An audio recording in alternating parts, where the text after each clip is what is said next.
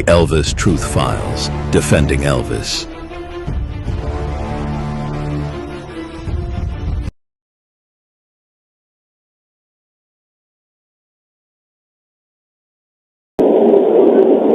In a recent YouTube program, Danny Smith, who, like me, grew up around Graceland, claimed that I was there, but not a lot. In the same post, he repeated the familiar remark that Elvis's drug habits speak for themselves. I address this now. I was raised within the Presley family circle. From 1960 onward, I spent every summer in school break at Graceland. When our family lived at Circle T Ranch between 1967 and 1969, we were part of daily family life with them. After that, we returned to Memphis and lived on the hill directly behind Graceland. My parents remained there until 1985, and he says I wasn't there a lot. My grandmother, Minnie Mae Presley, lived inside the mansion until 1980. I spent much of my life within those walls, sometimes sleeping in her room, sometimes in my parents' mobile home out back, and often in the kitchen or den with the family gathered. Elvis came to Grandma's room often to talk, to rest, or simply to sit with her. Those are memories I lived, not stories I was told. Graceland wasn't a workplace to me, it was home. And he says I wasn't there a lot.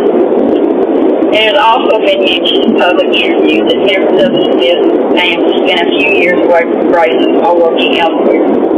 That is their record, not mine.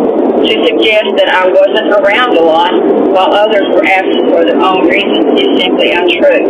And yet, he says, I wasn't there a lot. And regarded with the repeated claim that Elvis's drug habits speak for themselves, that is a distortion of medical fact. Yes, Elvis was at times over-medicated. That is not denied. But there is a clear clinical distinction between addiction and prescription-based dependency. According to the diagnostic standards of the American Psychiatric Association, addiction involves compulsive, destructive behavior driven by psychological craving and loss of control. Dependency, however, can occur through long-term medical treatment when the body develops tolerance and physiological reliance on the prescriptions to prescribed care. Elvis fell into that second category.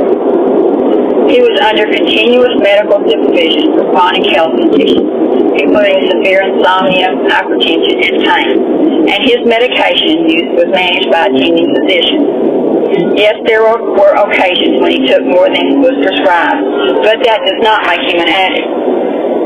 It reflects the pattern of tolerance and dependency often seen in patients with chronic medical illnesses. This was a medical condition, not a moral failure. To label him an addict ignores clinical definitions and the reality of prescription dependency that many long-term patients face. Does anyone understand my point? Why say that isn't true? There were times we were all there, but being in the same residence didn't mean that we were visible to each other at every moment. Graceland was a mansion with space and privacy. People moved independently. You could be present and unseen, and that is important. Did you expect to see me every day? You didn't, and I didn't see you. It doesn't mean I wasn't there. Testimony only matters when it rests on fact. Mine does, and that leaves nothing left to dispute. In that same broadcast, it was also said that my Aunt Delta had a crush on Al Riley, a member of Elvis's staff. I found that remark both absurd and in bad taste. Delta Presley was my mother's sister, a woman of dignity, maturity, and deep family loyalty.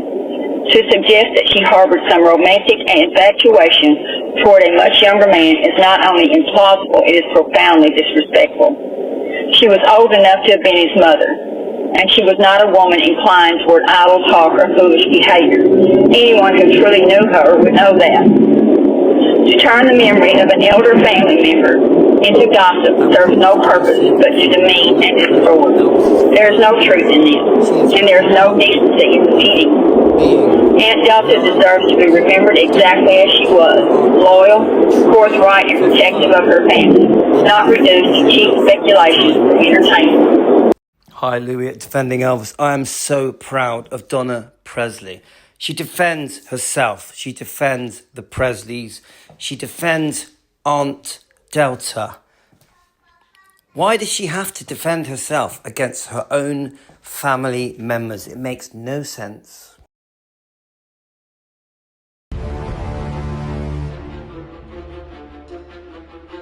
The Elvis Truth Files, The Lies End Here.